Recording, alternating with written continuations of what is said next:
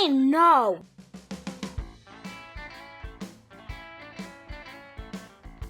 And we are back. It is episode 2, season number 2 of the From the Fabricator podcast. I'm your host, Max Perlstein. Thank you so much for joining us.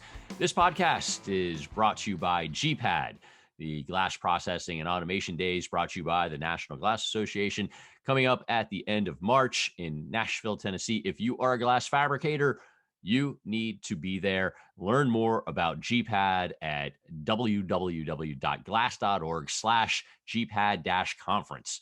Or you could look up on glass.org under the events tab and look for GPAD, Glass Processing and Automation Days. Look forward to seeing you there.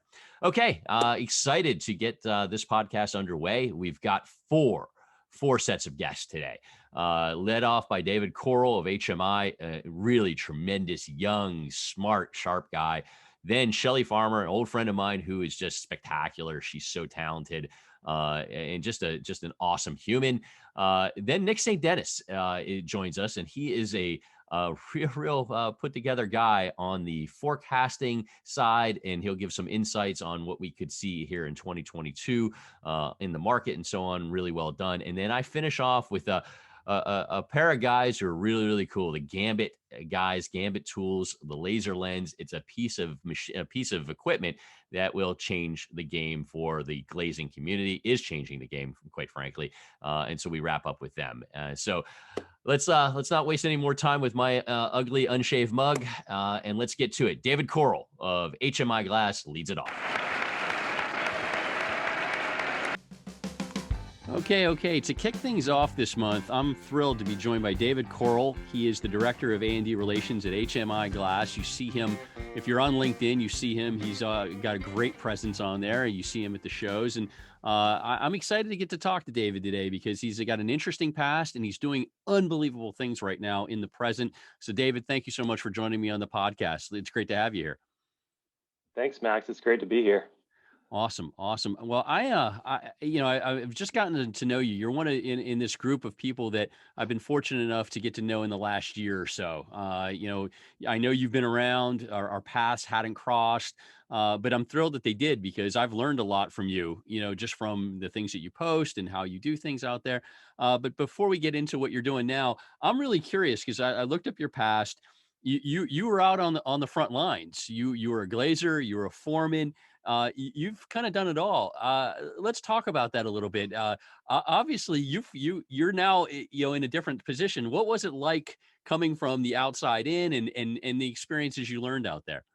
Yeah, well, I can tell you it was invaluable having the experience that I have in the industry.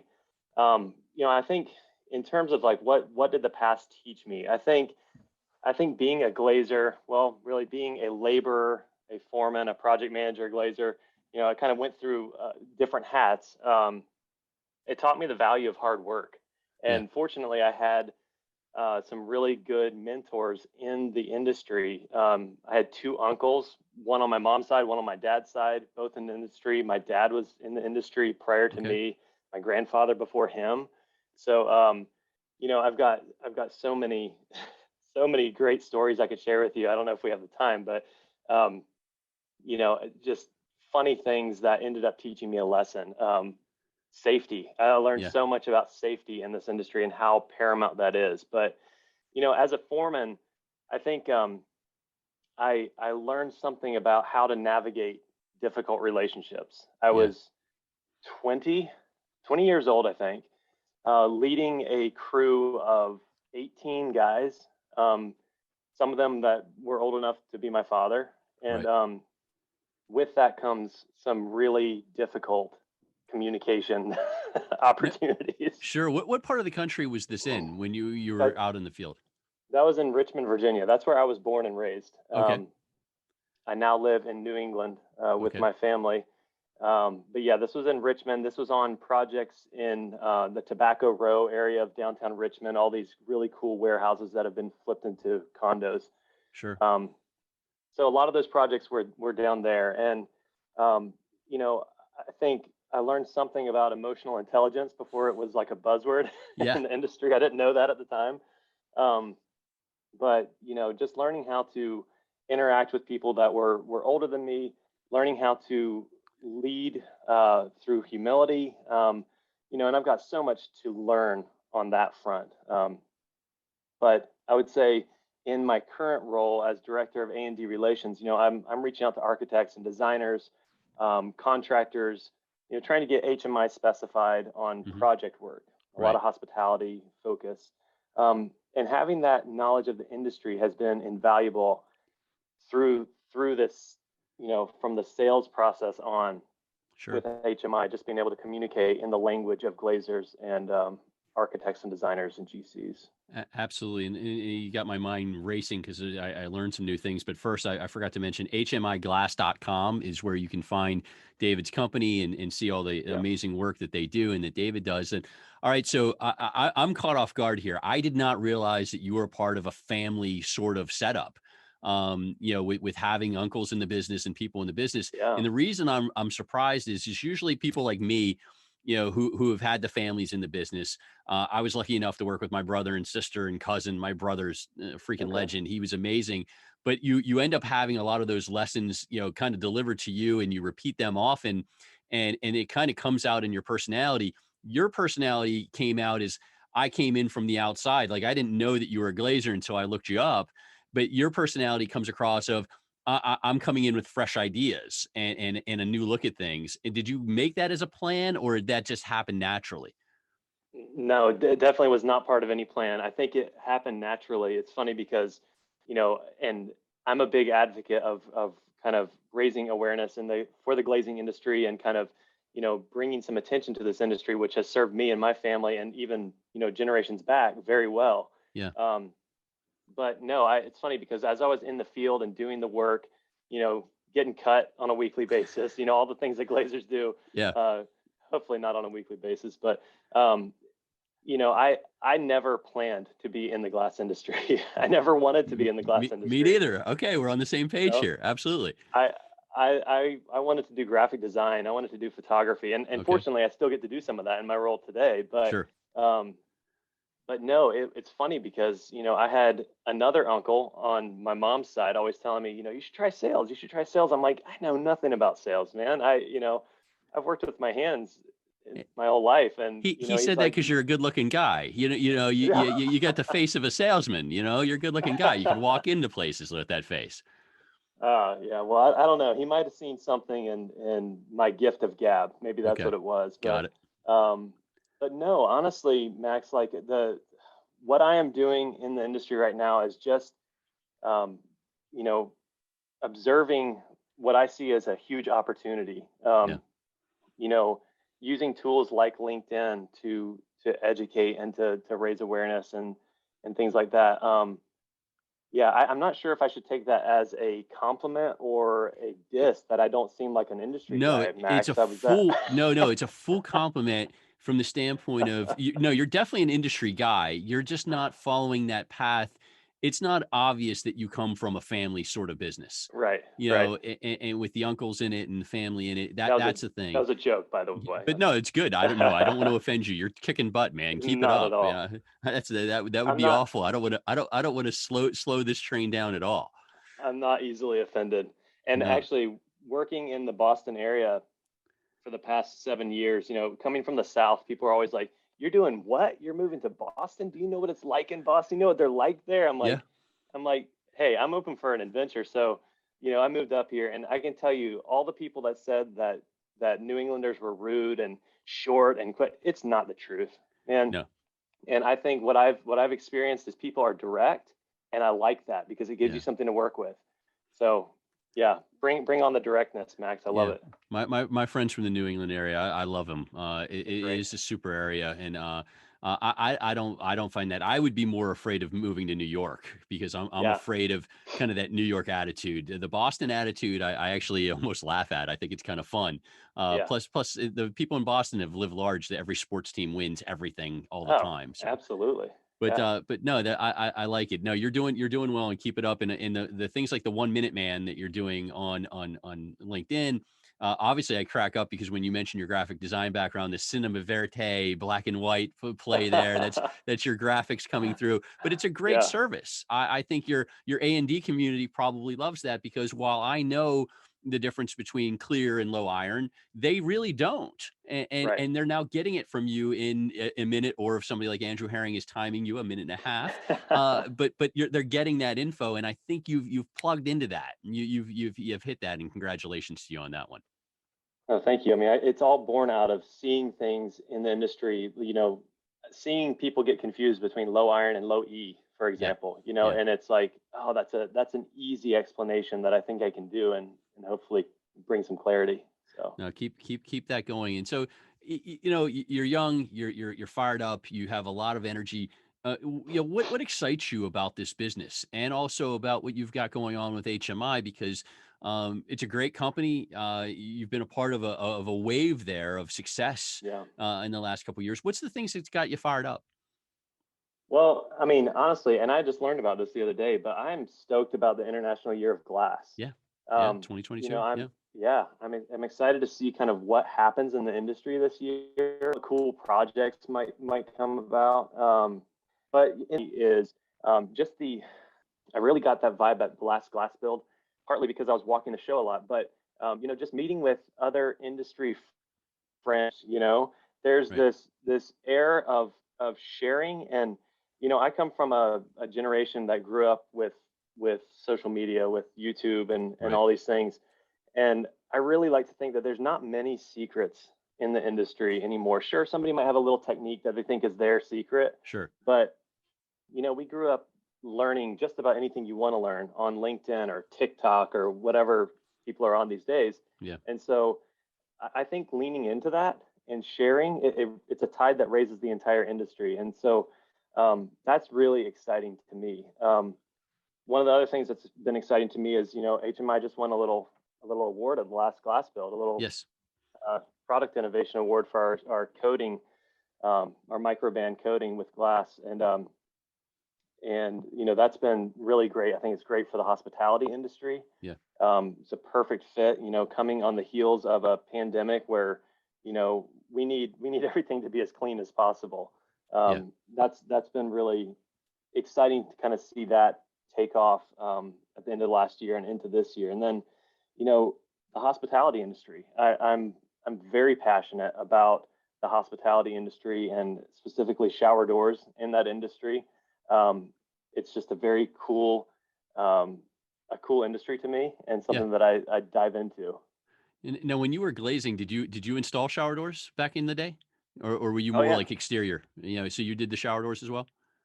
yeah, absolutely. I did. I pretty much did the gamut, Max. I didn't. The only thing I didn't do was auto glass. Thank goodness that Those autoglass is guys a are. bear, man.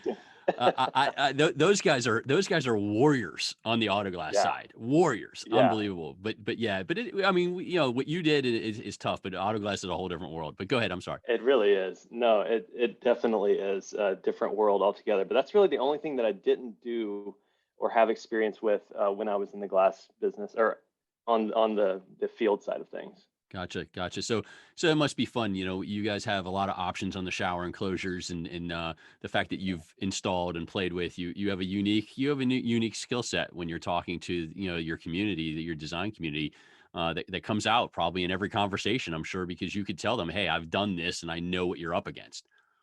Absolutely. And really, helping to avoid pitfalls, design issues and things like that. Because I've seen the gamut of things that are just, you look at them on a set of plans and you're like, oh man, if only I could have had a 5-minute conversation with the designer before this went on paper. It is tough, and that probably drives you a little crazy, because what's going to work and what's not going to work, but you can't be everywhere at once. And Right. and and these architects and designers, the people you're working with, are busier now than ever. I mean, they have a labor shortage too, and Absolutely. so they're now handling a lot more projects. They're pushing a lot more things through. They're copying, pasting more than ever. And so it really does fall onto people like you to try to clean it up the best you can. Yeah. And sometimes it's too late, but hopefully you can get there in time. Right. Exactly. And I rely on technology as much as possible to help spread that message far and wide. Um, like we've mentioned, LinkedIn and other technology that's available to this industry, to kind of get our specifications out there, get our continuing education programs out there, try to head off some of these things early on. Gotcha. Yeah, absolutely. Absolutely. Now, I want to talk about a project that you and I have been going back and forth on, the Kimpton Banneker project. And Yeah. this one is special for a lot of different reasons. And for those of you who will be watching on YouTube or are watching on YouTube, I'll put the pictures up as David's talking. I edit them in later, but I'll put them up there. And talk about this project, what went into it, the challenge, and what makes it so special. Yeah. So it's interesting because when you were asking me about a project to feature, we have some very impressive and beautiful projects. Just from a design standpoint or a magnitude standpoint. But I noticed that we were going to be recording this on the first day of Black History Month, Mhm. Yep. and so it made me think of, oh, I have the perfect project, and that was the Kimpton Banneker project in Washington D.C. And the Right. reason why I wanted to talk about this one is just because I didn't know the history of it before I went out there to shoot some pictures of it and just kind of visit with the head of engineering, which I like to do when I go out to projects. But Benjamin Banneker was a free Black man living, 1731. He was born in 1731. And he was a brilliant individual who was an almanac author. One of the cool things I learned about him when I was kind of researching to write about this was he studied the inner workings of watches and clocks, and from that knowledge hand carved a wooden clock Hmm. that kept perfect time until long after his death. Wow. But he was not influential, but instrumental in the layout of Washington D.C. and determining where the meridian line was. Okay. And it just so happens that the meridian line is now known as 16th Street Northwest in Washington D.C., and that happens to be the street that is now home to the Kimpton Banneker Hotel. Okay. So just some of the history that went into it. The project itself, it was smoked glass, splash panels, and some doors. Honestly, from a difficulty standpoint and all that, it wasn't that difficult of a project or anything like that. But it is a very cool vibe. The design studio, Mason Studio out of Toronto, and designed the interiors, and they kind of went for this. I call it like a James Bondish kind of cool, understated, modern vibe with these smoked glass panels. Some of the showers have tubs inside of them. It's a really cool design that they had. But yeah, no, it's more of my reason for wanting to talk about it was just I love history, and I'm becoming more of a history buff as I research things like this. But that's awesome, man. I love that. That's been the highlight of doing this podcast for the last year plus is that you would think when I say to you, and I've done it, with almost every guest, hey, pick out a project you want to show off. I really expected when I first started this that it would be, oh, this is my biggest project to date, sort of thing, like right. big, and really everybody's had a unique spin on it, of why they've picked it, and it had a different meaning for each person that I've had, and yours is the depth of the historical, especially with this month being what it is. Congrats. It's a great thing. It's a beautiful project too. I mean, it's something we as an industry should be proud of, everything we do, Yeah. but this is another one to be proud of. So congrats to you and HMI. And you can see this project and many others on hmiglass.com, which is, again, where David does all of his heavy lifting over there. So very Yeah. nice. Very nice. So staying on the topic of glass and what you guys are doing and the trends, what are the trends in 2022 from your viewing? What are you seeing? I've seen a strong comeback of reeded and fluted glass. Really? Okay. Yeah, Interesting.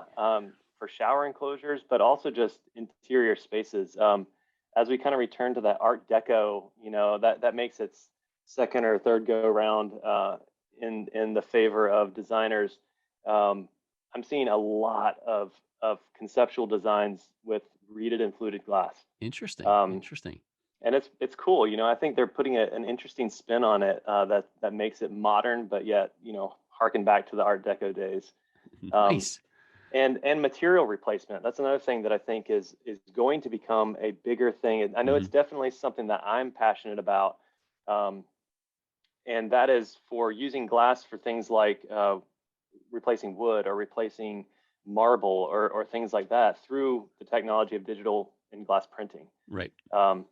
And I think that is becoming a bigger and bigger thing as we start to look at the environmental impacts on sourcing some of these materials like marble. I don't know if you've seen it, but I did an article on LinkedIn about the how the Apuan Alps in Italy are being just destroyed because that's where white Carrara marble comes from. But things like that, I'm personally passionate about. But I think we are seeing designers and architects kind of get on board with that. The AIA is putting out this material pledge, kind of looking at where materials are sourced from and all that. And yeah, I see that as becoming more important. And when you show an architect or a designer, a piece of digitally printed marble style, it kind of probably shocks them because they probably have never seen it before. It's still so, even though digital printing's been around now for, good, 10 years or more, Sure. maybe 15, when it kind of took off. But I still would assume you're still getting shock and awe when you show off a really intense piece of decorative glass with digital print on it. Absolutely. I mean, the first thing that people want to do is touch it, like, is that, and, Right. and you see them, they'll flip the glass over and look at it in different light. And it's just, there's so much you can talk to about that. I mean, one of the coolest things about digital printing is the ability to, play with the opacity. And so you could use a piece of glass that looks like marble, but in a place where light is shining through, which you couldn't do with marble. Right. Just cool things like that. But people are always blown away by the resolution of the printing. It really is intense. And again, your article that's up on LinkedIn about the Alps and the conservation is a very good one. And it's an important thing. I mean, and that's a situation that's not going to get better. There's no fixing that. That's not going to repair itself. So a good take by you. Switching it up, I want a fun question in here. This year, I've decided I'm going to sneak fun questions in for all my guests. Favorite sport? And why? Sport and team and why? What and again, this is the first I'm finding out you're from Virginia, so I'm really curious because I had a feeling it was going to be the Patriots or something like that. You were expecting the Bruins, Patriots, or Celtics, right? Yes. Well, living in New England, definitely, you're immersed in it. You can't ignore, the success of the Patriots or follow Tom Brady to, the Buccaneers and watch him there too, or whatever it is. But no, I'm going to say AFC Richmond. Okay. Are you familiar with AFC Richmond? That's Ted Lasso. Ted Lasso. Yes, absolutely. So, very much. So you asked a funny question. I'm gonna give a funny answer because I don't really have a sports team. Okay. Growing up in Virginia, the Redskins were close, but they weren't Richmond. And I recently watched that series and great it's series. Just so many great leadership lessons, so many great how to be a good human lessons in that show. So yeah, that's what I'm sticking with. And I've been lucky enough. I work with Andrew Herring, who I do believe is the Ted Lasso of our industry. He is maybe it might be the beard and the kind of the look, but he has that same sort of personality and that cheery outlook, that incredibly happy, focused outlook each and every time. So I love that show. Definitely. Good choice by you. See, that creativity, man. You do not let me down one bit. Do you not? A couple more questions though, because I know you're busy. You probably have 20 architects banging at the door on you. Let's talk a little bit more about the education. You do the 1 minute pieces. What else are you doing out there? Why is it so important? I talk about it a lot, and I think sometimes it goes over people's heads. And so that's why I like to ask my guests, why? Why is education so important? Because it seems like some people just don't pay enough attention to it. Yeah. Well, education is important to me because, and I'll tell a little bit of a personal side of my story. So I earned my GED and went to a few years of community college. That's the extent of my education, formal education. I got married before graduating college. Okay. And I've had a lot of regrets in my life for not finishing college and for not going through with that and everything. And I think that's motivated me to work really hard. I had a lot to prove to myself. I had a lot to prove to, the people that were in my life, or I thought I did. And so education to me is important because education is power. Education is caring. Hmm. I've found in my life that learning about a subject, it cannot help but increase your level of care about it. I mean, Right. the Alps is one of those examples, but um, and I think that, ed, you know, how do I put it?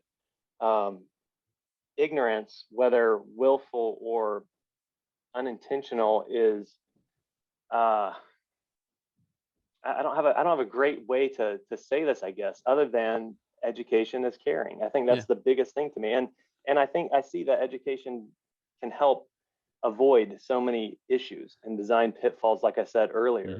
Hmm. So I'm a strong believer in putting out there what you know. It might be less than what somebody else knows. You might feel like an idiot doing it, but to me, vulnerability, authenticity, you know, good education comes when people are willing to be vulnerable and be authentic and put out there what they know for the good of the whole. And so I don't know if I answered your question, No, but you did. but it's You did, and I think yeah. you're an impressive you're an impressive dude. I'm talking to David Corle of HMI Glass, and I like that. I like your approach, and I do think that when you fail to take advantage of all the education options that are out there, whether it's for you or your staff or any coworkers, whatever, because there's so much available right now. Yeah, You are being ignorant to the process. You're missing out. And right. and so we have so many opportunities to learn. And again, I love what you're doing, both learning yourself and doing deep dives like you did into Benjamin Banneker. I didn't know half of what you mentioned, doing the deep dives, but also sharing what you know in the articles, the case studies, and the things that you're doing. So kudos to you. Well, Absolutely.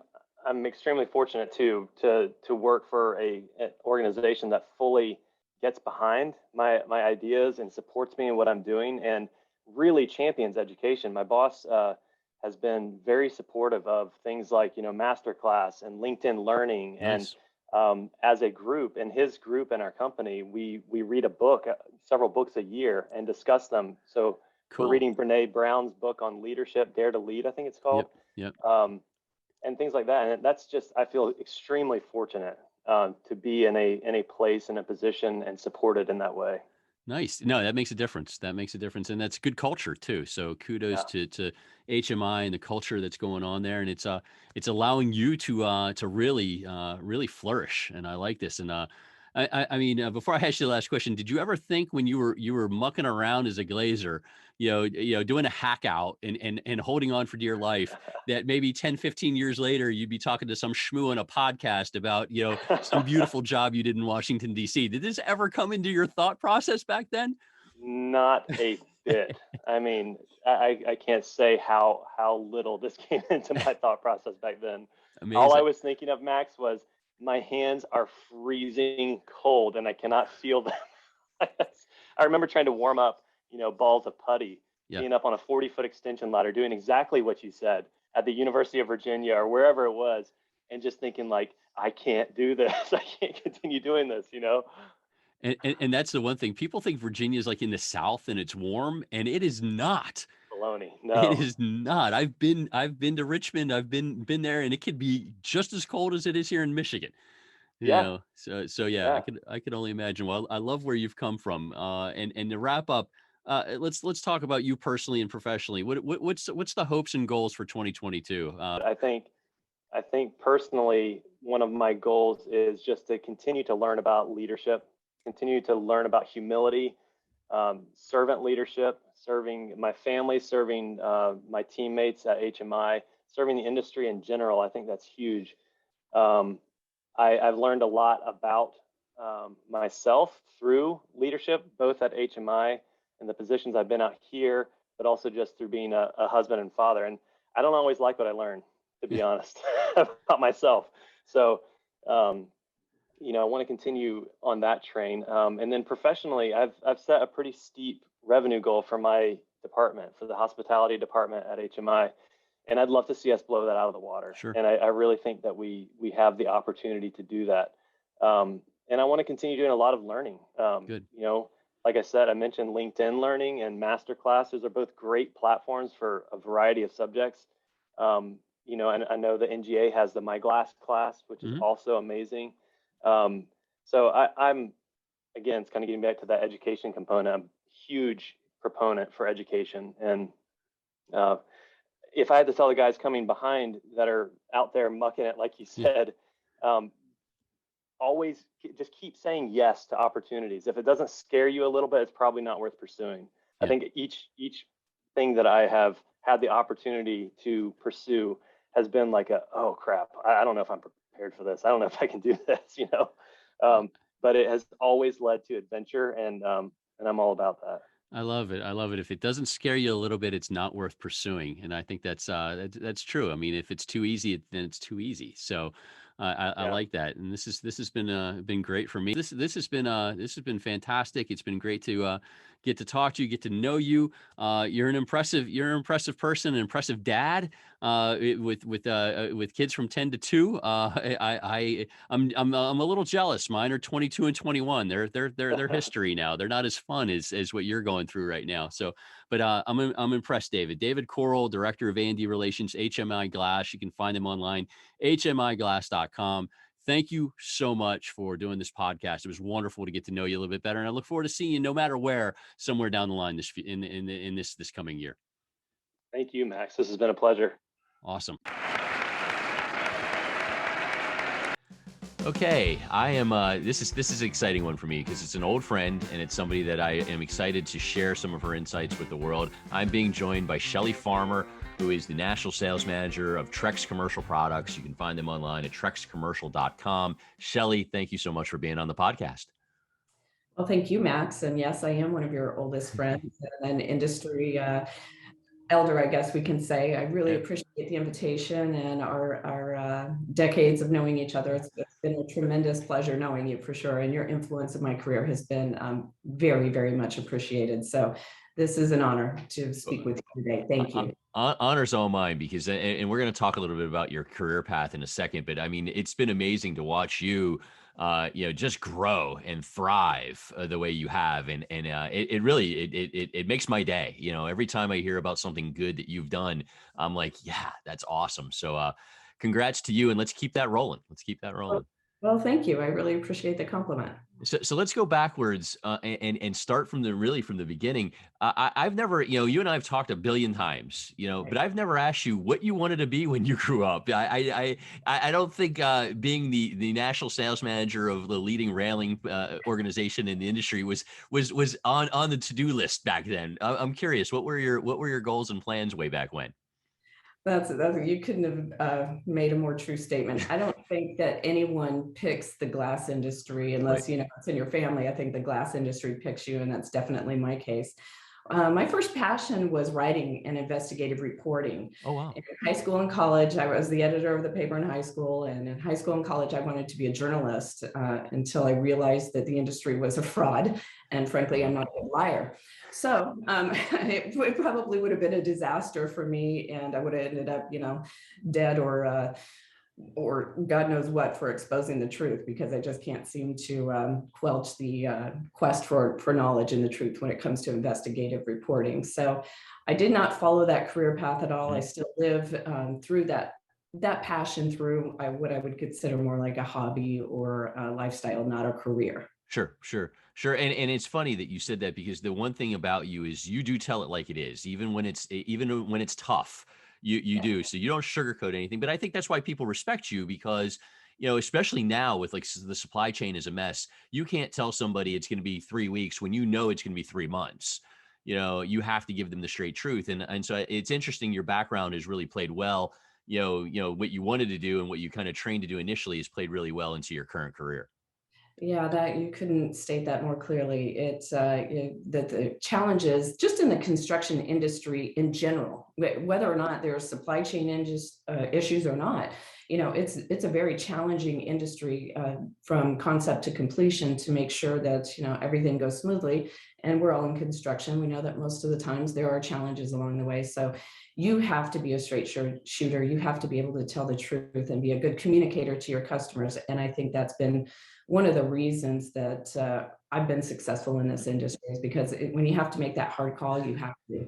It's the worst call to make, but you have to do it. I mean, I was on the road this week, and you talk to people, and they say, "Well, we will end up calling our supplier the day before to say, hey, is it still on?" And then they're like, "Oh, no, you're delayed another week," and that's craziness. And I know you don't do that because that's just not the way you're wired.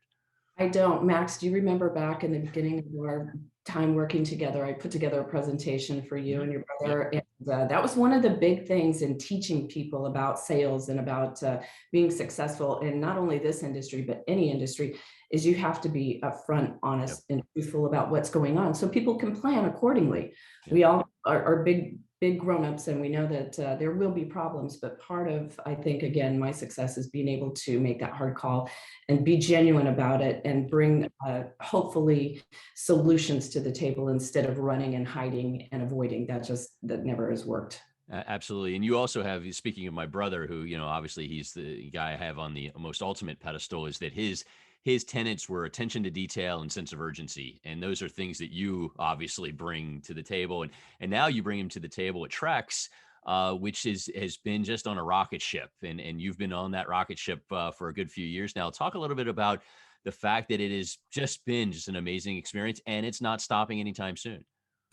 No, it's not. It has been a whirlwind for me. As a matter of fact, this year is my 6-year anniversary with the company. We started out as Staging Concepts, and we grew and were acquired by Trex Decking. And to witness the tremendous rapid growth in the company and watching my coworkers transition from what would be like a medium size to a massive company in such a short period of time has just been incredible. I truly am honored to work with incredible talent and experience everyone band together and embrace the challenges with such determination and success. And that's been part of one of my best career stories and successes so far. I didn't say that very well, but it's been the best part of my experience so far. No, you said it fine. It's been a great fit, because I think that you had this skill set of just knowing so much about every little area of the glass and glazing business that it really played really well to now go into the railing side. And 6 years ago, the railing side was just about to hit, take off, and then you were there for the for the launch. So kudos to you. Well, it wasn't me. It was definitely a collaborative effort, and I again can't stress enough the talent that I am surrounded by that supports me in all of these efforts, and it has been incredible. Such a class act. You're deflecting very well. I like that. That's why I dig you. So let's talk about you sent me a project, and it's a video that, for those of you watching on YouTube, you'll be able to see it. And this is railing, times 10 sort of thing. This project, when I watched the video, I was in awe. So obviously this had to be a tough one for everyone. You talk about that great team of yours. I mean, this had to be a massive team effort to pull this one off. Yes, it was a massive team effort, and I can't tell you it was 3 years in the making. And I'm highlighting this project due to the unique nature of the project being an all glass structure spanning over an active freeway. Yes. And it took a very long time through design development to award with getting to a final contract. And it was a major win for our team.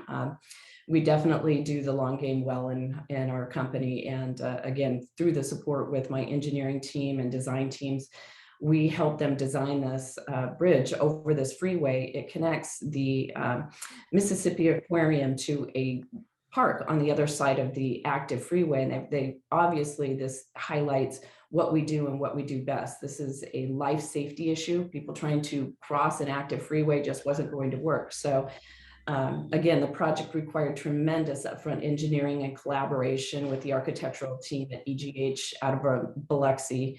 And some of the unique things is it utilizes the latest in titanium dioxide. I said that wrong. Titanium dioxide. Right. Coating for ease of cleaning. It was a big win here in the Southeast, and one of the projects that I'm most proud of.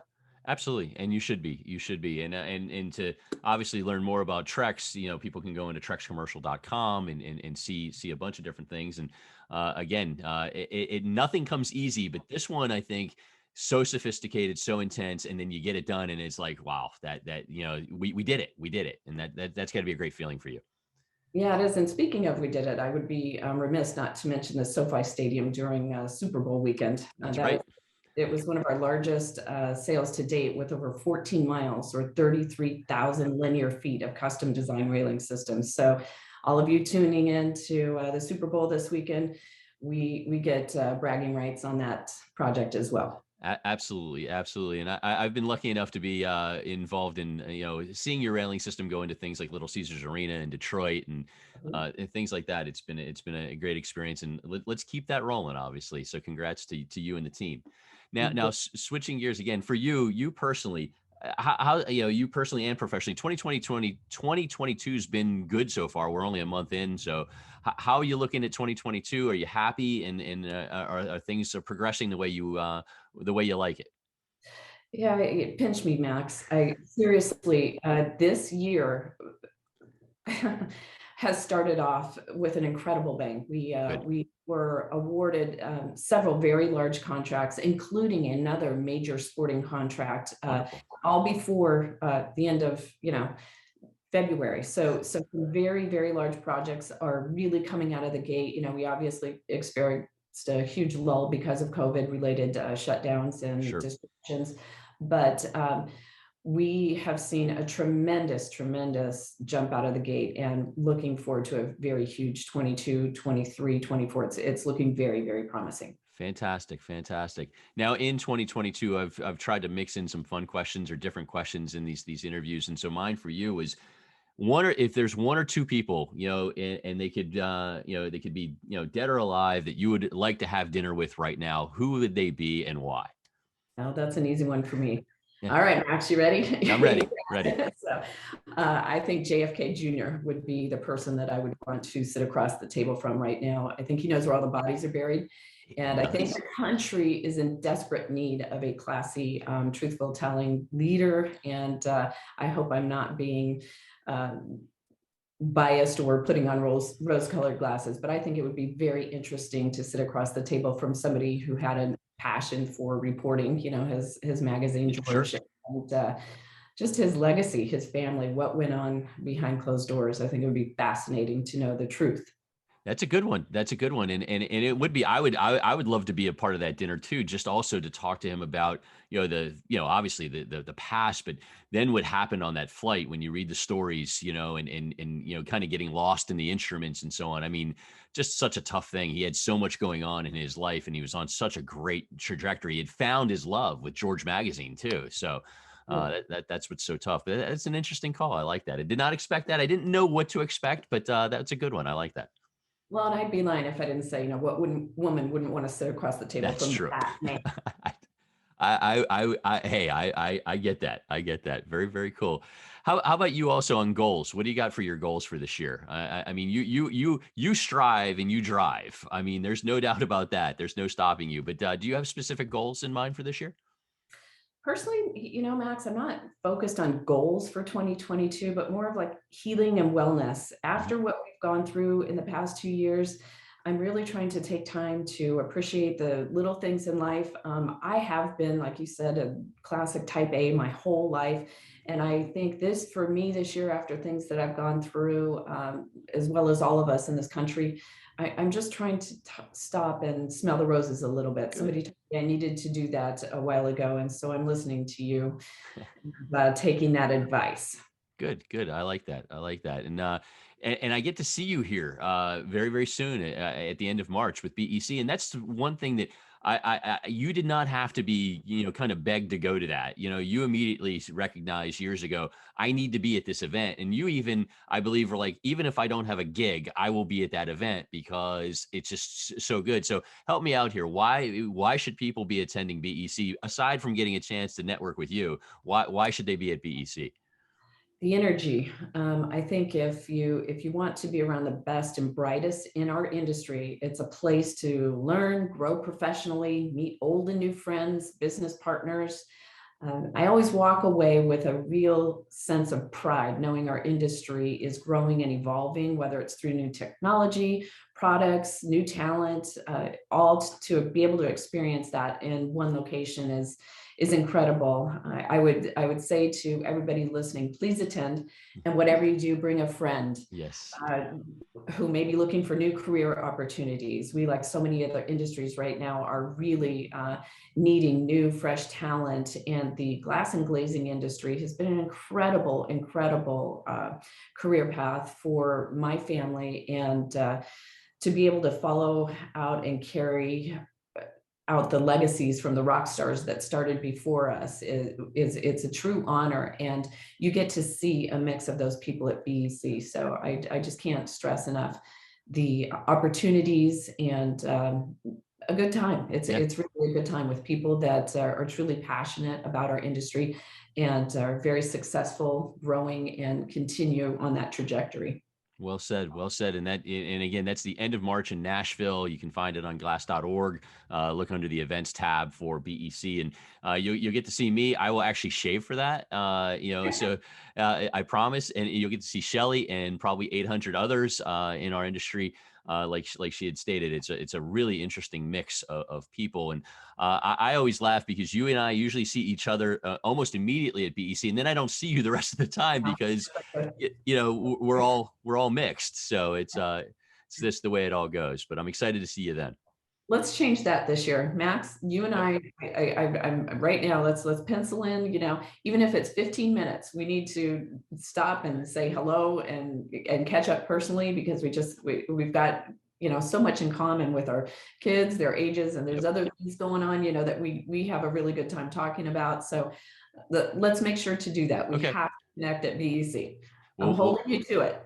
We'll make that happen, and I appreciate that. Well, I thank you so much for your time. I've been with Shelly Farmer, the National Sales Manager at Trex Commercial Products. You can find them online at trexcommercial.com. And again, I am so pumped that you are doing what you're doing and kicking butt. Keep it going. Keep making us proud. Keep up the great work. And thank you so much for spending some time with me today. Thank you, Max. It's always a pleasure. Thank you. Are you a glass fabricator? Do you want to improve the efficiency and output of your factory? Of course you do. So the place you want to be at the end of March is GPAD. Glass Processing and Automation Days in Nashville, March 29th and 30th.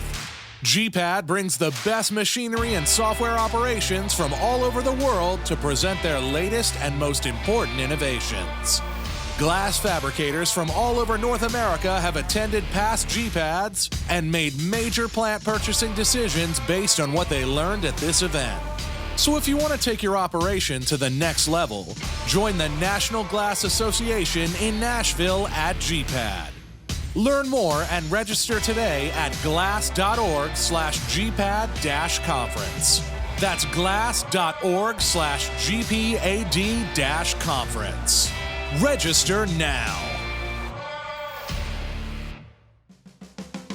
Okay. I'm really excited on this one. I've got Nick St. Denis, the Director of Research from KMR, that's Key Media and Research.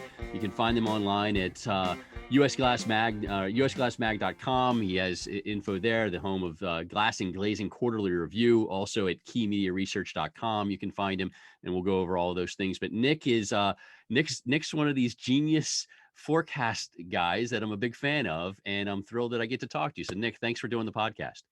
Thanks, Max, for having me. And I've been listening to the podcast, and you have tremendous guests. So I'm just honored to be a part of it. So thank you. Well, you fit right in, my friend, and I've loved what you've done. And before we talk about your expertise in the forecasting and looking at the markets, and again, the quarterly review is absolutely fabulous. And before we're done, we'll make sure everybody knows how to get it or resource it. But talk about quick rundown on you. How did you get to this path of being in the glass and glazing industry? Yeah, probably like a lot of people. I have two categories for it. It's the people who are in the family. Mm-hmm. It's kind of always been a part of their lives, and then there's the people like me who end up in the glass industry somehow, somewhere you thought you never might have. But so my background, to try to sum it up real quick, I'm from upstate New York, Okay. Very north part of New York, and up by Montreal, Burlington, Vermont, Lake Placid, that part of the state. Nice. And so I went to college up there, went to school for newspaper journalism originally, with a focus on sports. And after my sophomore year, I started at a daily newspaper as a sports writer. And so I did that through college. And then a couple years after college, graduated in 2010. And it was, job prospects around that time weren't very good. And that combined with the newspaper journalism industry was just kind of a perfect storm. So, had a hard time kind of finding the next step. So, kind of fast forward a couple of years after graduating, I ended up moving down to Virginia, had some family down here, sort of offered me a place to come relocate and start a new life, hopefully, Fredericksburg area, close to DC and everything. So I thought there'd be some good opportunity.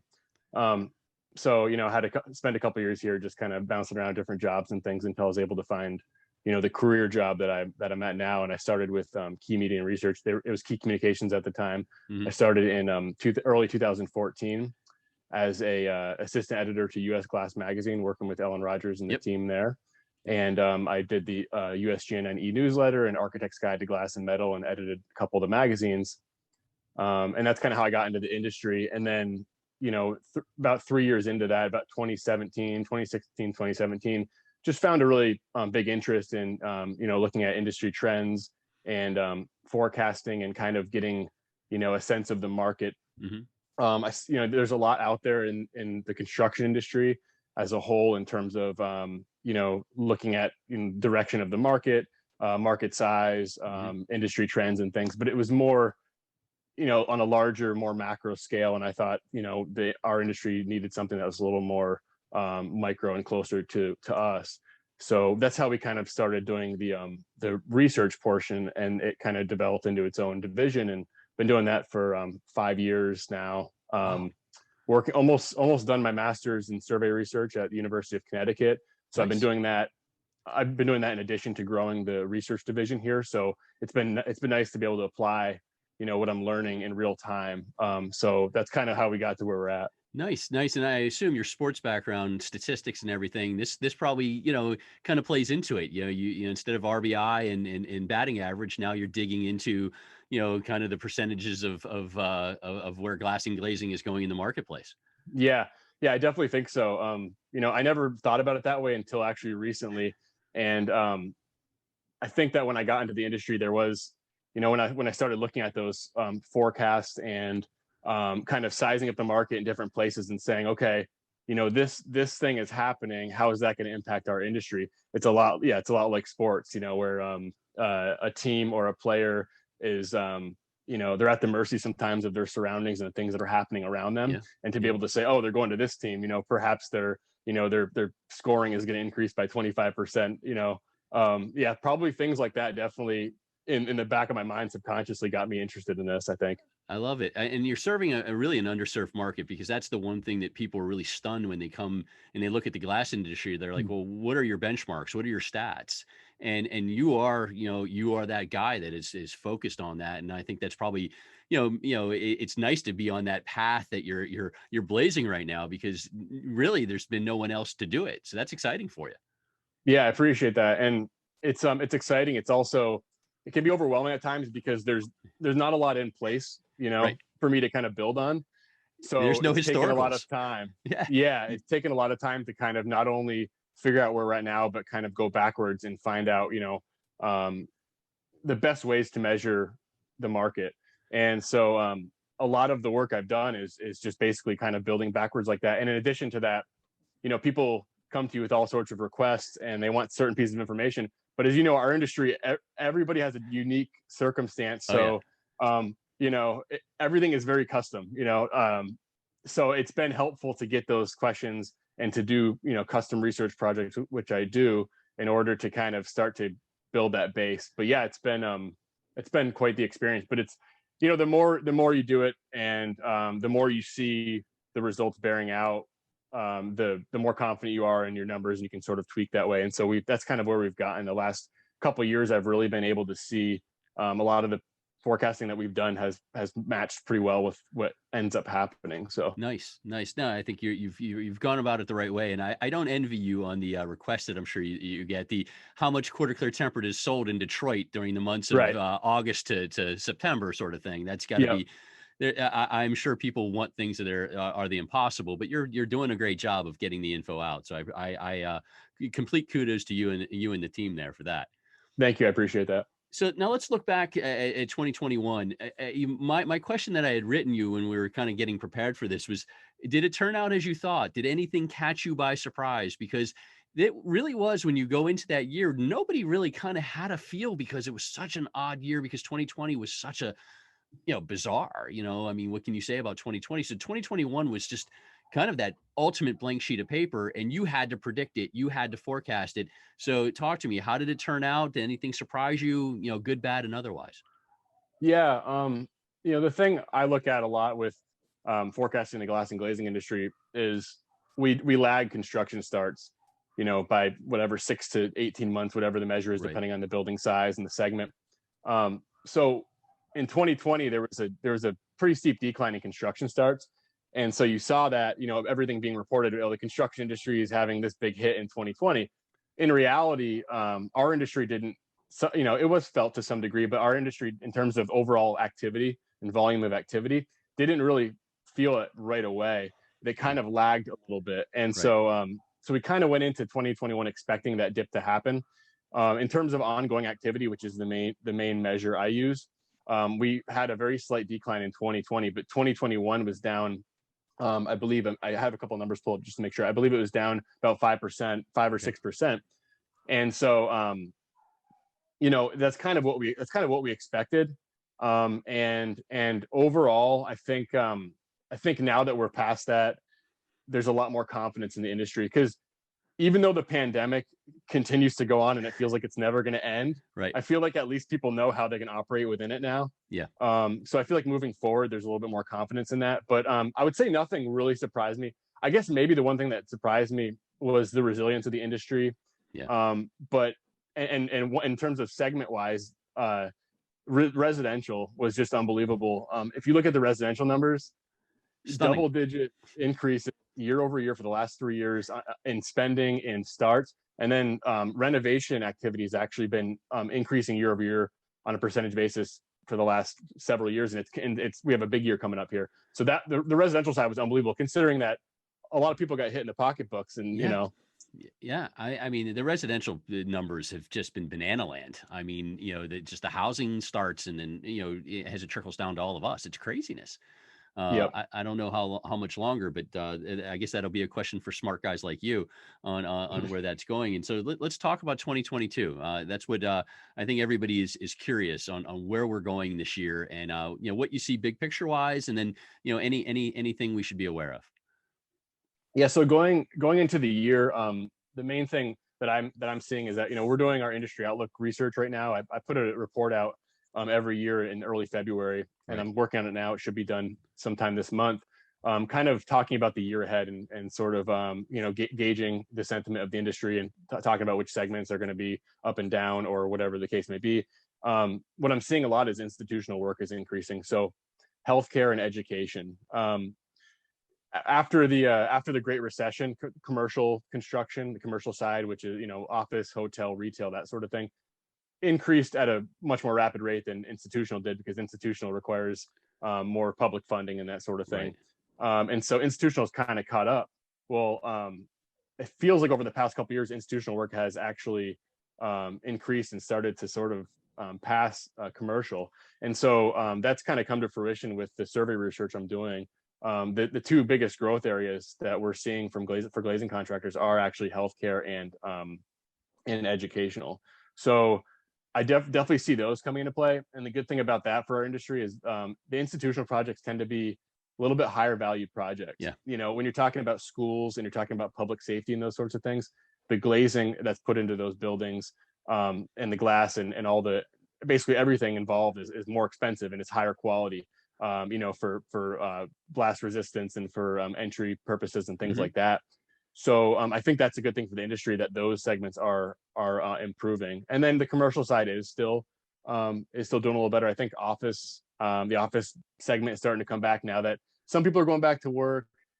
Some people are, doing the half and half thing, but I think people are starting to settle into what I hate this term, but the new normal is. I'll only use it one time, but I know we got sick of that in March 2020. Yep. But I think the office segment is going to start to come back too, in just maybe a couple different ways. I think we're going to see more office park type structures rather than larger, curtain wall, tall glass facades in metro areas. So I think that part is coming back. And then hotels, we hope will finally bounce back, but the hotel segment's been pretty rough lately. Yeah, that's been battered. And so back to the offices, what I'm really curious on, and if you read my blog, the one thing I'm always, bullish on is that interior glass space in the offices. Yep. And I feel like coming out of COVID, it's going to be very strong. And the indications I get, and I don't get, I mean, I obviously follow you, but I'm using my thoughts based on talks with designers and fabricators and so on. What do you see for that office space on the interior? I mean, do you see that really kind of kicking off because people want natural light and so on, or is it still because that work from home and the new normal is maybe delaying things even more than we thought?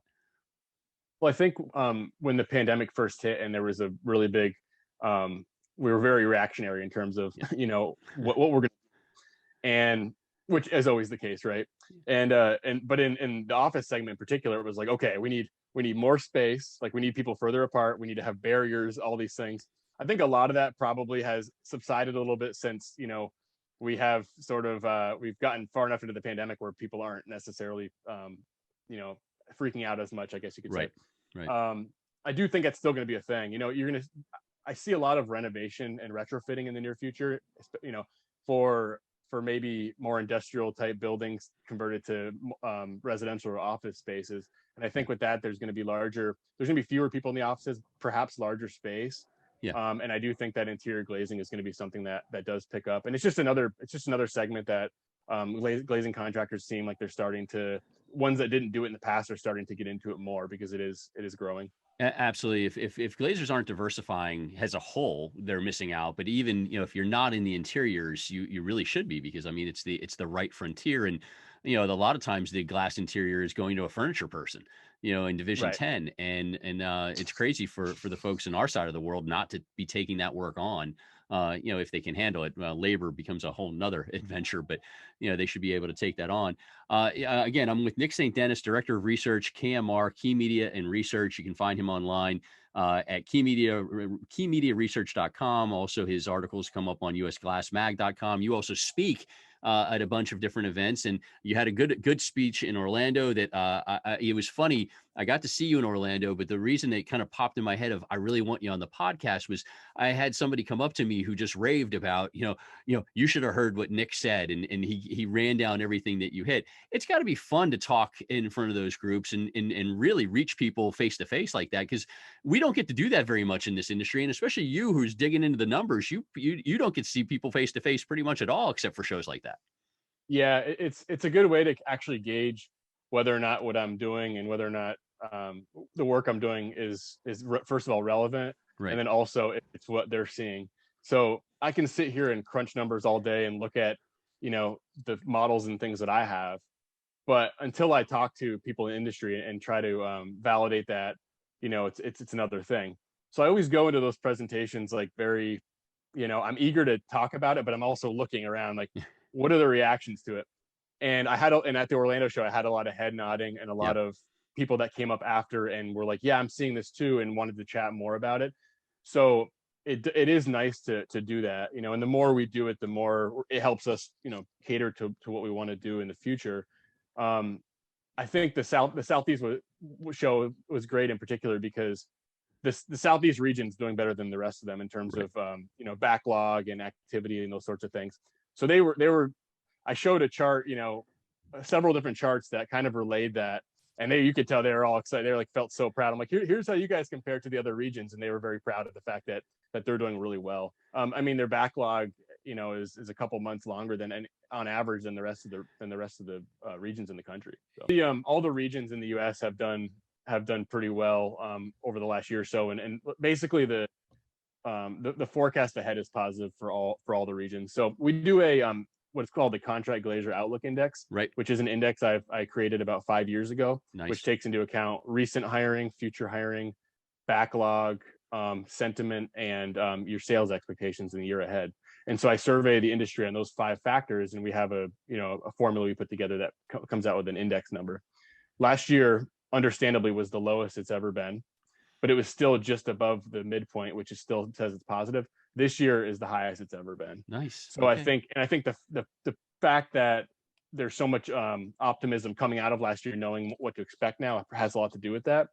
But all the regions were ranked well above that half point 50 mark. Even the South Central region, which last year, the South Central, Texas and Texas is the big one, but that region really had a hard time last year and the year before to a little bit of a degree. They were previously the top region. Always. And in the last couple of years, they've sort of slowed down. They're back up too. So I think everybody's relatively optimistic going into the year. Good. That's exciting. Now, so you have the big report coming out at the end of February, March or so. How do people get that? And then how do people get your quarterly reports? How do people find you, and how can people sign up and get what you're putting out? Sure. So if you go to keymediaresearch.com and just click the research tab, that'll bring us to my page where we have all our reports. The industry outlook report should be around sometime mid to late February, so keep an eye out for that. And then you can also sign up for the Glass and Glazing quarterly review there. And just a quick note about what that is, for those of you who don't know what it is, it's basically a snapshot of the previous quarter, kind of talking about how that quarter compared year over year to the same quarter a year ago. And it's a good gauge to kind of show where the industry is headed. And we break it down by commercial and institutional. And that one's free to industry members. So definitely, if you're involved in the industry in any capacity, that'd be a good one to get. Yeah, no, I highly recommend it. And the yearly one you do is well worth the cost. It's fantastic. It's a great dive, and you do a tremendous job. Again, kudos to Thanks you and the gang there. It's great work, and I'm excited to see what you come up with this year. It's definitely a must read for me and a must get as soon as it comes out. But folks out there, if you're not on these email lists and you're not getting these reports from Nick, make sure you do. Before I let you go, I know you're a sports fan. That's how we've connected. And so my question is, first off, I know you're an Islander fan and a Jet fan. But where are we at on the basketball and the baseball? Are you a Knick fan, a Net fan? I mean, you have this New York thing going. Now, I'm just curious on the hoops and the baseball, who your teams are, and then I have a question after you tell me where these two teams are. Well, I think by default I'm supposed to be a Knicks fan and a Mets fan. Okay. But those are two sports I don't really follow. Okay. I'm very much into hockey and football, and it's kind of like there's not much room for anything else in there. So I have to defer to that. When I grew up, I was a Mariners fan because of Ken Griffey and Edgar Martinez and all those, Randy Johnson.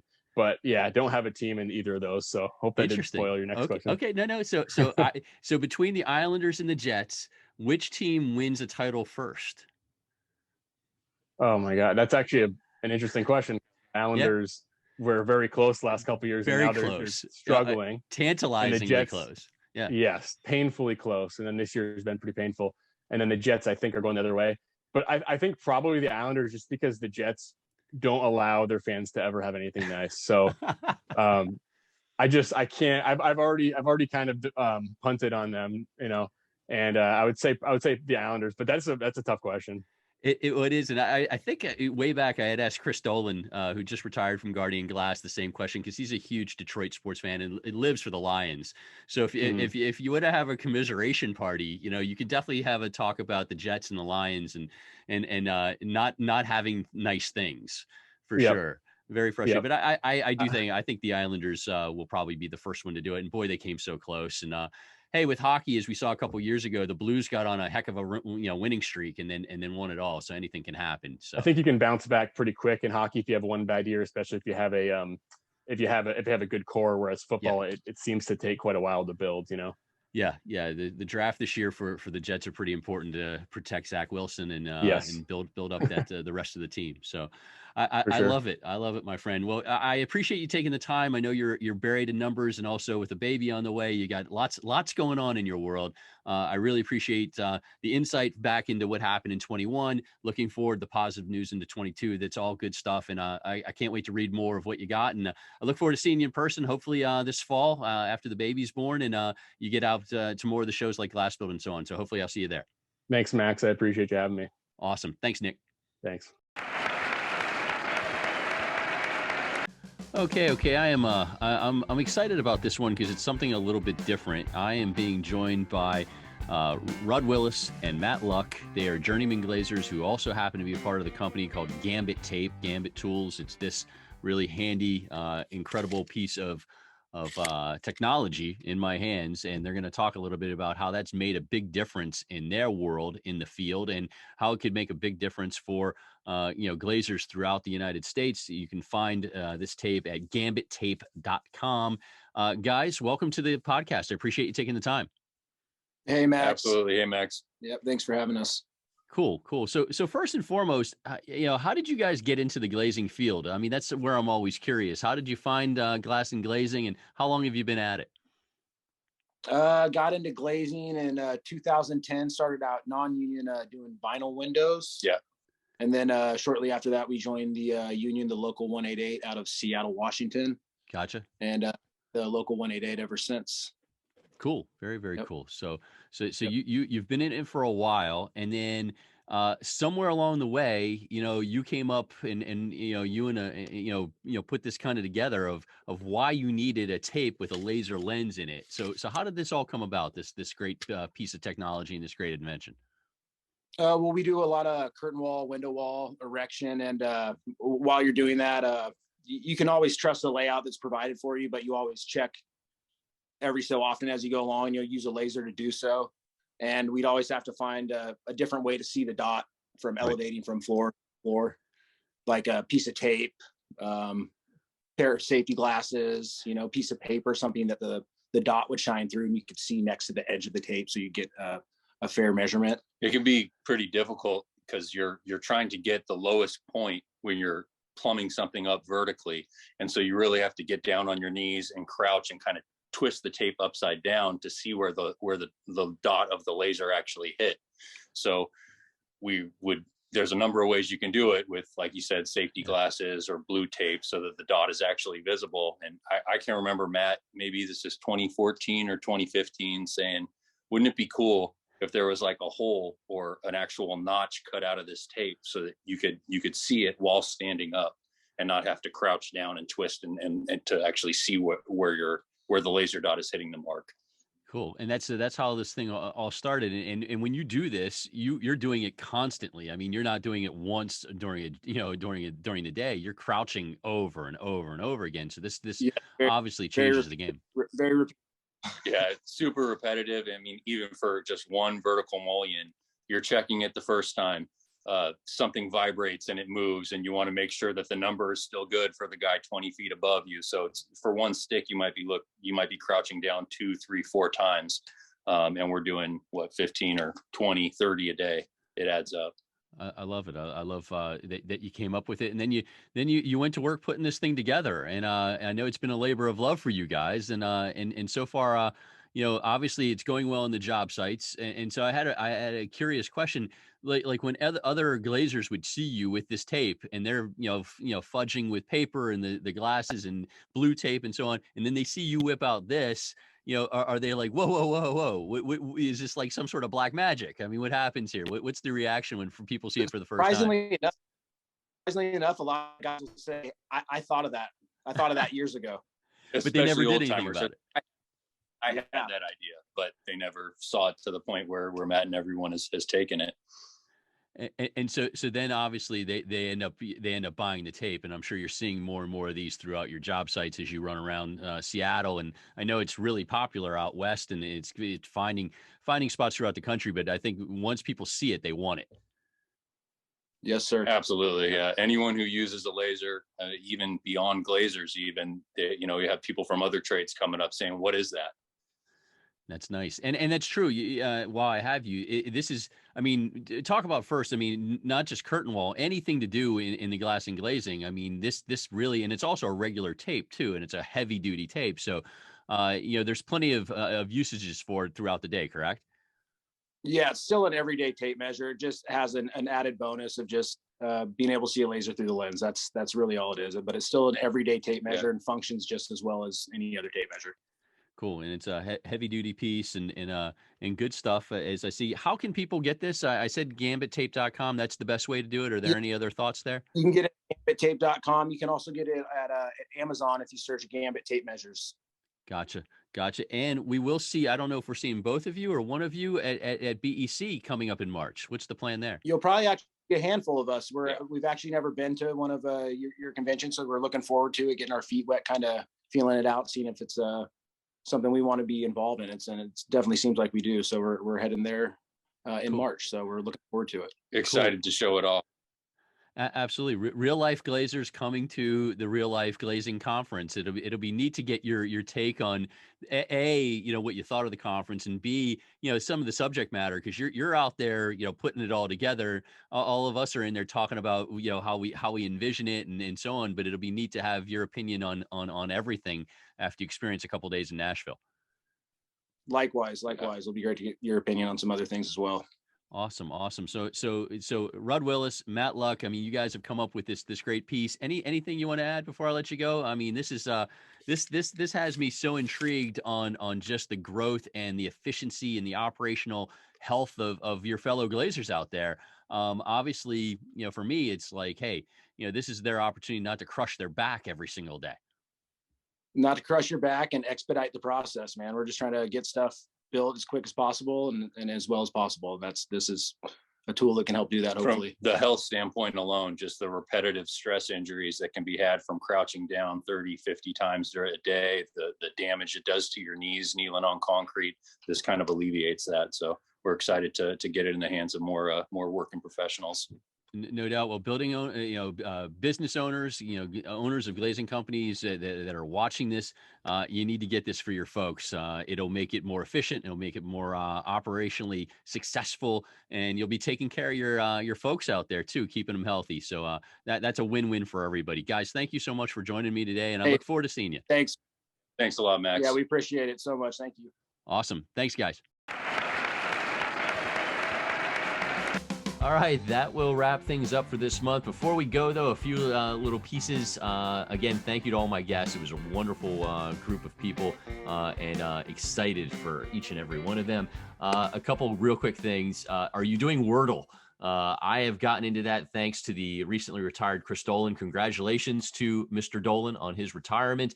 And he got me into Wordle, and it's the daily word game, and it's actually helped my brain a little bit. It's making me think.